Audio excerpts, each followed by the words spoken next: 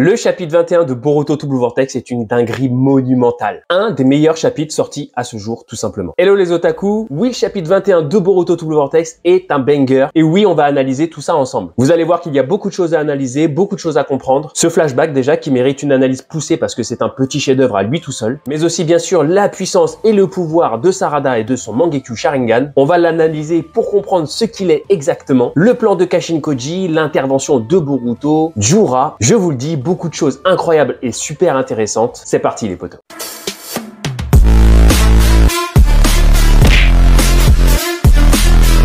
Le chapitre commence par une série de flashbacks. Le chapitre nous informe qu'ils proviennent de souvenirs de Sarada qui ressurgissent à ce moment-là. Mais vous allez voir qu'ils ne peuvent pas être tous de Sarada. Par contre, on pourrait croire que tous ces flashbacks s'enchaînent sans rapport les uns avec les autres, mais ce n'est pas du tout le cas. Je vous le dis, ce flashback est un petit chef-d'œuvre. En tout premier, on voit Sarada se rappeler son rêve de devenir Hokage. Et vous allez voir que ce rêve est à la base de tout. Elle en discute avec Shoujo qui dit à Sarada que son rêve est trop ambitieux et le terme rêve lointain est prononcé. Pourquoi je précise ça? Pourquoi je dis rêve lointain entre guillemets? Parce que vous allez voir que c'est pas pour rien. Elle en discute ensuite avec Boruto qui lui veut être comme Sasuke, un Hokage de l'ombre. Et Boruto lui dit clairement à Sarada, quand tu seras Hokage, je t'épaulerai et je veillerai sur toi. Je me répète, mais encore une fois, les paroles de Boruto là, c'est pas pour rien. Vous allez voir. Suite à ces paroles de beau gosse de Boruto, on voit un gros plan sur Sarada. Ce gros plan est suivi d'un flashback de Sumire qui dit à Sarada, tu n'es pas intéressé par Boruto, moi, il m'intéresse. Le gros plan donc de Sarada qui est juste au-dessus est donc là pour nous montrer que c'est à ce moment-là sûrement que Sarada a pris conscience qu'elle kiffait Boruto. L'enchaînement de ce gros plan, après les paroles de Boruto et avant justement ce que Sumire vient de dire, tout ça, encore une fois, ce n'est pas un hasard. Je vous l'ai dit, cet enchaînement de flashbacks est conçu vraiment super intelligemment. Et c'est pas fini. On voit ensuite Sarada courir comme pour fuir justement ces sentiments qu'elle a envers Boruto et qu'elle vient de prendre conscience. Et sentiments qu'elle n'a d'ailleurs jamais avoués jusqu'à maintenant. La raison de tout ça, la raison de cette fuite,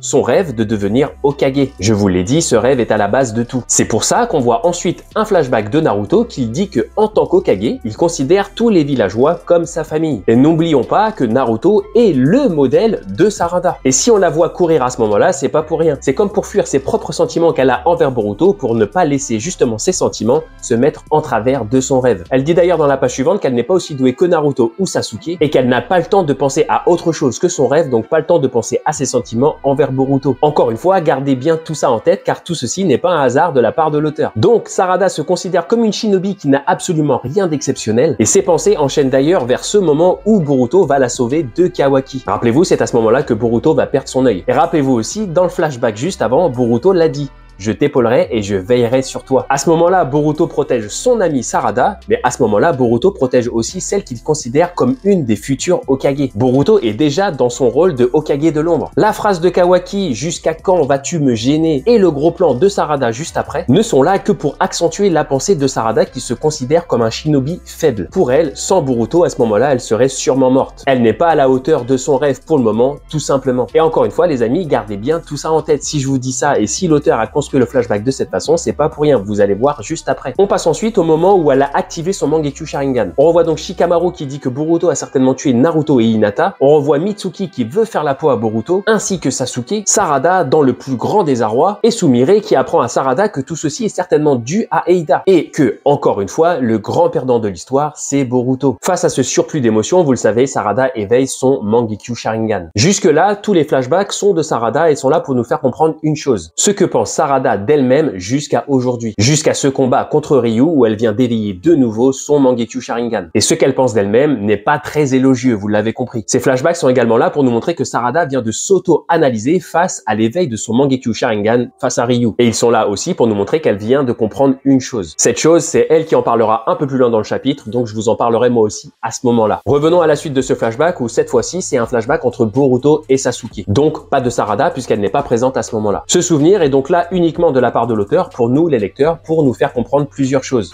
d'ailleurs vraiment très importantes. Sasuke explique qu'il a cru sa fille à partir du moment où il l'a vu éveiller son Mangekyo Sharingan parce qu'il sait que seul un choc émotionnel très puissant peut en être à l'origine. Il sous-entend aussi que le Mangekyo Sharingan de Sarada sera sans doute d'une grande aide dans le futur et que là au moment où elle l'a activé elle ne s'en est même pas rendue compte elle-même. Ça c'est la première information très importante de Sasuke. L'autre information très importante arrive juste après. Sasuke qui a l'expérience du Mangekyo Sharingan affirme à Boruto une chose. Lorsque Sarada activera de nouveau son Mangekyo Sharingan, elle en comprendra instinctivement le fonctionnement. Ce court flashback entre Sasuke et Boruto n'est là que pour nous faire comprendre que c'est exactement ce qui va se passer. On le voit dans la case suivante, Sarada avec son Mangekyo Sharingan face à Ryu et effectivement elle ne semble pas du tout surprise et en pleine maîtrise de son pouvoir. Avant de poursuivre et de passer à l'analyse du combat entre Sarada et Ryu, laissez-moi vous dire que ce flashback est d'une très grande intelligence en termes de construction de la part des deux auteurs. Sincèrement, il est vraiment incroyable ce flashback, il est construit d'une façon intelligente. Je sais pas si vous avez capté, mais il est vraiment super intelligent. Vous l'avez certainement constaté, mais vous le verrez encore dans la suite du chapitre, vous allez voir. Parce que la compréhension des pensées de Sarada dans la suite du chapitre seront d'autant plus compréhensibles pour nous, lecteurs, parce qu'on vient de voir et analyser ce flashback. Vous allez voir, Ikimoto et Kishimoto sont vraiment deux génies. Allez, on poursuit avec le combat. Ryu attaque Sarada avec sa limaille. Celle-ci est détournée de Sarada et est aspirée dans la sphère noire qui se trouve derrière elle. À ce moment-là, Ryu ne comprend pas ce qu'il passe. Il sait qu'il y a une sphère noire, il sait que sa limaille est attirée, mais il ne comprend pas pourquoi cette sphère elle est là, il ne sait pas si c'est un rapport avec Sarada et ses capacités. Sarada, en mode belle gosse charismatique, dit à Mitsuki de protéger Araya et Yodo et de se protéger lui-même. Elle veut qu'il se focalise uniquement sur cet aspect de la mission. Le but bien sûr, c'est de ne pas avoir à les protéger, mais c'est aussi pour nous montrer à nous que Sarada a une totale confiance en ses capacités à ce moment-là. Elle va gérer toute seule Ryu, elle en est consciente, elle sait qu'elle en est capable. Ça confirme aussi qu'elle sait comment utiliser son pouvoir et c'est une chose qu'elle nous confirme dans la case juste après. Elle dit à Mitsuki, ne t'inquiète pas, c'est une aptitude que je viens d'éveiller, mais j'ai déjà compris de quoi il s'agissait. Sasuke avait donc raison, bien évidemment. Pendant qu'elle parle avec Mitsuki, Ryu, lui, il tente de comprendre ce qui se passe, le pauvre. Il ignore pourquoi, mais il a capté que sa limaille est aspirée par la sphère. Bravo Ryu, belle analyse. Du coup, il échafaude un petit plan. Attaquer Sarada, tout simplement en faisant en sorte que cette dernière soit entre la limaille et la sphère. Bah oui, comme ça, Sarada, elle va forcément se manger la limaille en pleine tronche. Pas bête en soi, sauf que la limaille se détourne de nouveau de Sarada et part complètement à l'opposé, derrière Ryu. Ryu ne l'avait pas vu et nous non plus d'ailleurs, on le découvre en même temps que le Shinju. Il y a une autre sphère noire derrière Ryu. Sarada peut donc en créer deux. Et là, stupéfaction, Sarada n'a pas créé deux sphères, mais a bel et bien créé 4 sphères noires. Il est donc totalement impossible pour Ryu de toucher Sarada. La question qu'on peut alors se poser à ce moment-là, nous lecteurs, c'est est-ce que Sarada peut créer 4 sphères noires maximum ou est-ce qu'elle peut en créer encore plus? On n'aura pas la réponse dans le chapitre, mais en tout cas, je pense que c'est possible, surtout avec de l'entraînement. De son côté, Sarada est toujours sérieuse. On la voit dans toutes les images la montrant. Elle ne rigole plus et semble vraiment très confiante. De plus, jusque-là, elle ne s'est contentée que de défendre, repoussant ainsi la limaille de Ryu sans forcer. Et justement, c'est maintenant qu'elle passe à l'attaque. On voit alors un gros plan sur son œil et Ryu est soulevé du sol. Il ne contrôle plus son corps. Et en plus de faire léviter Ryu, Sarada se fait léviter elle-même. On voit bien d'ailleurs la différence dans les postures des deux personnages. Là où Ryu est en freestyle complet, ne contrôlant absolument pas son corps, Sarada, elle, se trouve bien droite. C'est là qu'on peut voir aussi qu'elle maîtrise vraiment bien son pouvoir et l'effet qu'elle peut avoir sur son propre corps. Mitsuki, qui assiste à la scène, comprend alors le pouvoir de Sarada. Et il l'explique à voix haute afin que nous aussi, lecteurs, on comprenne. Il le dit, c'est la gravité. Et là, les amis, ça confirme une théorie que je vous avais dit dans une autre de mes vidéos. Je vous mets le passage. Ça pourrait aussi être lié à une sorte de pouvoir de gravité, ce qui concorderait parfaitement avec le trou noir. Et avec toutes ces informations, tout ce qui va se passer par la suite, on va pouvoir analyser et comprendre ce qu'est le pouvoir de Sarada et quelles sont ses sphères noires. Vous allez voir, c'est une dinguerie. Mais avant, revenons au combat où Ryu tente de s'accrocher tant bien que mal à ce qu'il peut. Il utilise alors sa limaille qu'il plante dans le sol, sauf que le sable se dérobe et le relâche. C'est là que Mitsuki nous dévoile la seconde information très importante sur le pouvoir de Sarada. Les sphères noires génèrent de la gravité, vous l'avez compris, mais la gravité agit sur ce que Sarada souhaite précisément. Ici, elle n'agit que sur Sarada, que sur Ryu et que sur la limaille, ainsi que sur le sable dernièrement pour relâcher la limaille. Tout le reste autour n'est pas affecté par la gravité. Ryu ne peut absolument rien faire et on le voit dans la case suivante, son corps fait de limaille et lui-même en train de se faire aspirer par la sphère noire. Il le dit, moi aussi je suis happé par cette boule. Et là les amis, Sarada va nous faire comprendre pourquoi ce flashback qu'on a vu au début était vraiment super important. Rappelez-vous ce que je vous ai dit, qu'elle s'était auto-analysée et qu'elle venait de comprendre une chose très importante à son sujet et qu'elle en parlerait un peu plus loin dans le chapitre. Eh bien, c'est là que ça commence. Et voilà pourquoi je vous disais que ce flashback du début du chapitre était vraiment très important et vraiment super intelligent parce que rien n'a été mis au hasard. Regardez bien. Elle comprend que jusque-là, elle a fermé les yeux sur beaucoup de choses. Son rêve de devenir Hokage de par son impatience car c'était un rêve lointain qu'elle ne pourra pas réaliser tout de suite. Ça fait référence au passage avec Shoujo qui utilise aussi le terme rêve lointain. Les paroles de Shoujo ont donc agi sur Sarada malgré elle, comme une sorte de découragement malheureusement. Découragement également accentué par d'autres choses puisque Sarada continue et dit qu'elle a également fermé les yeux sur elle-même et sur son impuissance, sur le fait de ne pas être à la hauteur des catastrophes qui lui tombaient dessus. Encore une fois, là ça fait écho au passage où Boruto a dû la sauver de Kawaki, mais pas que, le fait aussi que elle qui voulait être Hokage n'a pas pu protéger Boruto de tout ce qui lui est arrivé. Parfaite transition dans le cheminement des pensées de Sarada, puisqu'elle dit ensuite qu'elle a également fermé les yeux sur les sentiments de Sumire, mais aussi et surtout sur les sentiments qu'elle avait elle-même envers Boruto. Là ça résonne bien sûr avec le flashback où on voit Sumire dire qu'elle éprouve des sentiments envers Boruto, et celui où on voit Sarada courir comme pour fuir ses sentiments pour privilégier son rêve de devenir Hokage. Je vous l'ai dit, ce flashback c'est une bombe de fou et le rêve de Sarada de devenir Hokage est au centre de tout. C'est à ce moment-là qu'elle révèle avoir compris que ses sentiments ne sont pas une faiblesse mais bel et bien une force. C'est comme ça qu'elle a éveillé son Mangekyo Sharingan la première fois, et c'est comme ça que Yodo lui a fait comprendre les choses dans le chapitre 20. Et le fait d'avoir enfoui ses sentiments, ça explique pourquoi elle n'a pas utilisé son Mangekyo Sharingan jusque-là et pourquoi elle n'en s'était même pas rendu compte qu'elle l'avait éveillé. Et justement, à ce moment-là, Sarada vient de comprendre que en rejetant ses sentiments, elle rejetait aussi ce grand pouvoir qu'elle a en elle. Tout ça, tout ce qu'elle dit, c'est comme une sorte de confession qu'elle fait à Ryu. C'est aussi pour ça qu'elle s'est fait léviter pour pouvoir s'adresser à son adversaire en le regardant droit dans les yeux. En gros, tout ça pour dire à Ryu en quelque sorte, mon coco t'as joué au con, maintenant je suis vénère, tu vas morfler grave. D'ailleurs, Ryu ne supporte plus tout ce blabla et attaque de nouveau Sarada. Sauf que Sarada est trop puissante. Un autre gros plan sur son œil droit nous montre qu'elle accentue de nouveau son attaque. Ryu est alors projeté contre la sphère et il est totalement écrasé sous la pression. Sarada a donc pris une résolution très importante. Ne plus détourner son regard, ne plus fuir la réalité afin de devenir plus forte. Ryu tente alors de fuir au repère des Shinju en utilisant un sbire de crasse qu'il fait sortir de son corps. On voit ses doigts entrer dans le crâne du sbire de crasse et ressortir dans le cube noir qui se trouve derrière Jura. Manœuvre très intelligente de la part de Ryu, mais aussi très intelligente de la part des deux auteurs. Ils nous montrent là qu'ils ont vraiment pensé à absolument tout. Si Ryu n'avait pas tenté cette manœuvre, certainement que certains lecteurs, certaines fans l'auraient signalé. Ils auraient dit: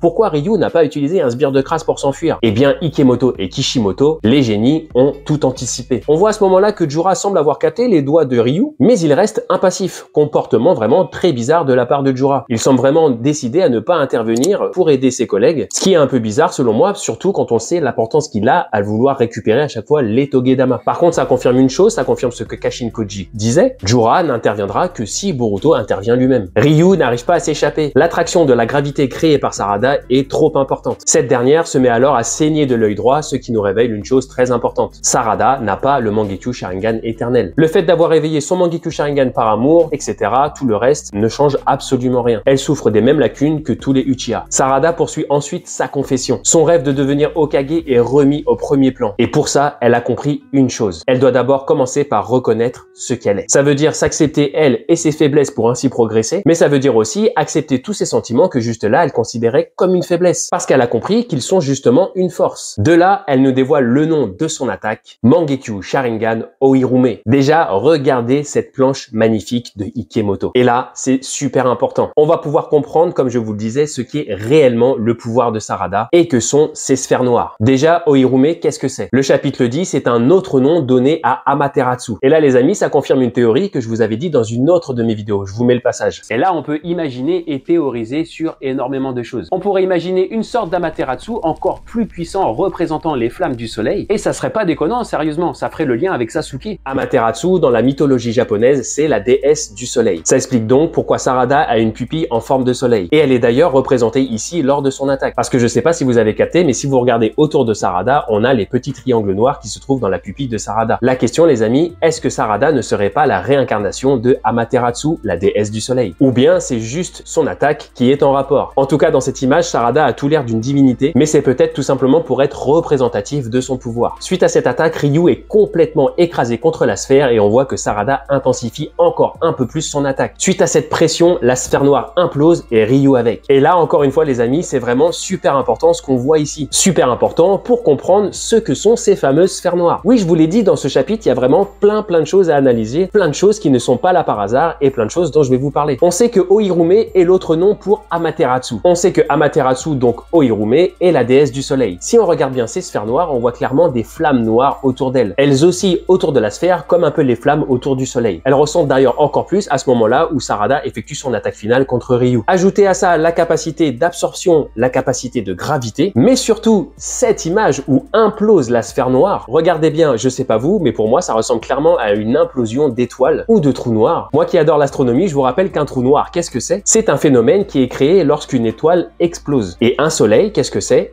Un soleil, c'est une étoile. À confirmer donc, mais ces sphères noires sont peut-être un mélange d'étoiles et de trous noirs, tout simplement. Voilà pour ma petite analyse. Revenons à Sarada. Ryu est vaincu et Sarada perd connaissance. Mitsuki la rattrape dans les airs et la pose délicatement au sol. C'est alors que le Togedama de Ryu se forme dans les airs. Fin du combat entre Sarada et Ryu. Mais il y a encore une chose très importante à dire de ce combat. Je sais pas si vous avez capté, mais durant ce combat, Sarada utilise uniquement sa pupille droite. On le voit sur tous les plans où elle accentue son pouvoir, on voit à chaque fois sa pupille droite, et c'est d'ailleurs de ses pupille droite qu'elle saigne uniquement. Ça veut dire qu'on ignore encore quel est le pouvoir de la pupille gauche de Sarada, parce que oui, un Uchiha possède deux pouvoirs, un par pupille. Et certainement que Sarada l'ignore elle-même. À voir si ma théorie d'une sorte de Koto Amatsukami à la Shisui est possible pour Sarada. On aura la réponse bien sûr dans le futur. On passe du côté de Boruto où Eida discute avec Kashin Koji et elle confirme la victoire de Sarada grâce à son Mangekyo Sharingan. Kashin Koji dit alors une chose très importante. L'éveil du Mangekyo Sharingan de Sarada était un des objectifs les plus importants de la mission. Lui qui voit l'avenir, s'il dit ça, c'est parce qu'il sait que Sarada aura certainement un rôle très important dans le futur grâce à son Mangekyo Sharingan. Encore une fois, j'arrête pas de vous le dire dans mes vidéos théories, Sarada aura un rôle super important. Un rôle qu'on ignore encore, mais c'est sûr et certain. Ceux qui ont vu mes vidéos savent pourquoi je dis ça. Kashin Koji poursuit que le sacrifice de Yodo était inévitable et qu'il était même essentiel pour l'éveil du Mangekyo Sharingan de Sarada. On a donc la confirmation que Yodo est certainement bel et bien morte, mais on a aussi la confirmation que Kashin Koji était au courant et qu'il a préféré la laisser mourir. Chose qui ne plaît pas à Boruto, mais Kashin Koji lui explique que s'il était intervenu, Sarada n'aurait pas éveillé son Mangekyo Sharingan. Et comme je vous le disais, le Mangekyo Sharingan de Sarada est vraiment très important a priori pour le futur. Kashin Koji avait donc pris sa décision. Et d'ailleurs, il le dit lui-même, il pense avoir pris la bonne décision. Au vu des paroles inquiétantes de Kashin Koji et sur sa façon de procéder, Boruto s'inquiète. Il demande alors des nouvelles de Konohamaru. Comprenez par là que Boruto réalise à ce moment-là qu'il est possible aussi que dans le plan de Kashin Koji, Konohamaru soit sacrifiable. Il veut en avoir le corps net, il demande alors des nouvelles de son sensei. Et le silence de Kashin Koji suite à cette question fait que agacer Boruto. Et Boruto semble surtout prendre conscience que son sensei Konohamaru est actuellement en danger. Kashin Koji prend alors juste le temps de rappeler à Boruto que Jura est connecté aux autres Shinju et que si Boruto intervient, il le saura. À ce moment-là, Jura interviendra et tuera Boruto. De cet échange, il y a quand même plusieurs choses à dire très importantes. La première chose, c'est que Kashin Koji sait que Konohamaru est en danger et que si Boruto ne va pas le sauver, on est quasiment sûr et certain que Konohamaru va mourir. Ça veut dire que Kashin Koji était aussi prêt à sacrifier Konohamaru. La deuxième chose importante, c'est que Kashin Koji précise qu'il a vu plusieurs versions de ce genre de fin où Jura intervient et tue Boruto. Plusieurs versions de ce genre de fin, ça veut dire que la mort de Boruto n'est finalement pas obligatoire. Pourtant, c'est ce qu'il avait l'air de dire par le passé. Si tu interviens, Jura viendra et te tuera. La mort de Boruto est juste donc grandement possible, mais plus obligatoire. On passe ensuite du côté de Konohamaru qui fait face à Matsuri. Et Konohamaru est dans une situation très délicate. Il ne peut plus utiliser ses bras et il fait face à la colère de la Shinju. Matsuri, elle est en pétard, clairement. Et là, un shuriken vient se planter dans l'épaule de Matsuri. C'est Boruto. Il vient d'utiliser le petit objet en métal qu'avait trouvé Mitsuki pour se téléporter auprès de Konohamaru. Là, pause les amis. Je vous avais dit que si Mitsuki avait trouvé ce petit objet en métal, c'était pas un hasard de la part des auteurs. Si les auteurs nous montrent ce détail-là, Mitsuki qui trouve un petit objet en métal qui appartient à Boruto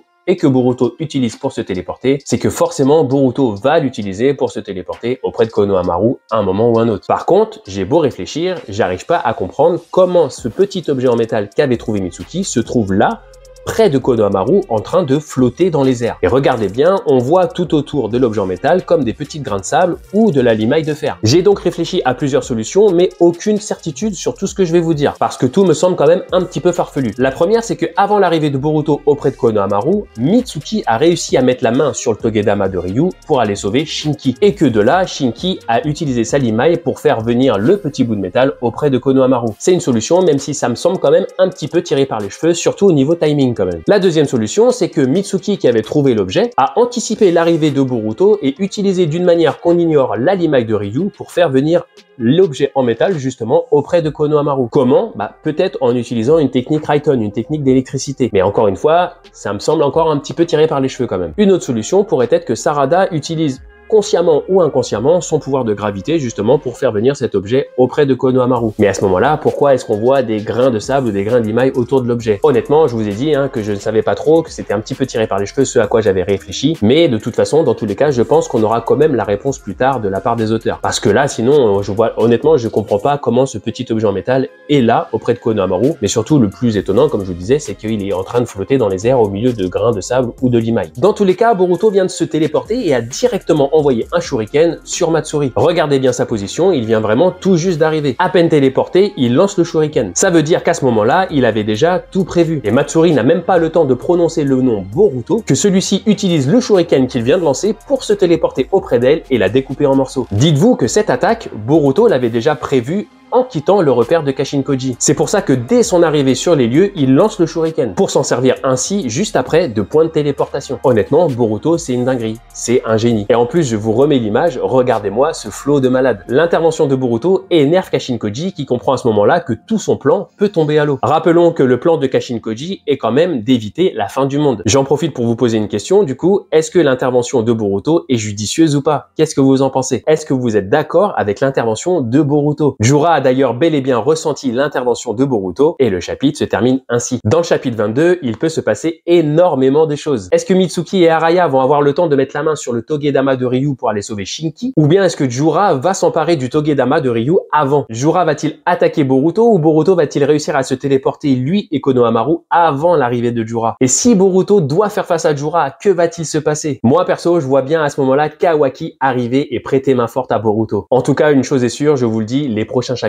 ça va être le feu. Voilà les amis, j'espère que cette vidéo vous aura plu. N'hésitez pas à me dire en commentaire ce que vous avez pensé de ce chapitre et ce que vous avez pensé de ma vidéo. Comme d'hab, vous le savez, je lis tous les commentaires et je réponds à un max de vos commentaires. J'ai plein de théories qui fusent dans ma tête, donc je vous dis à très bientôt pour de prochaines vidéos. À bientôt les potos.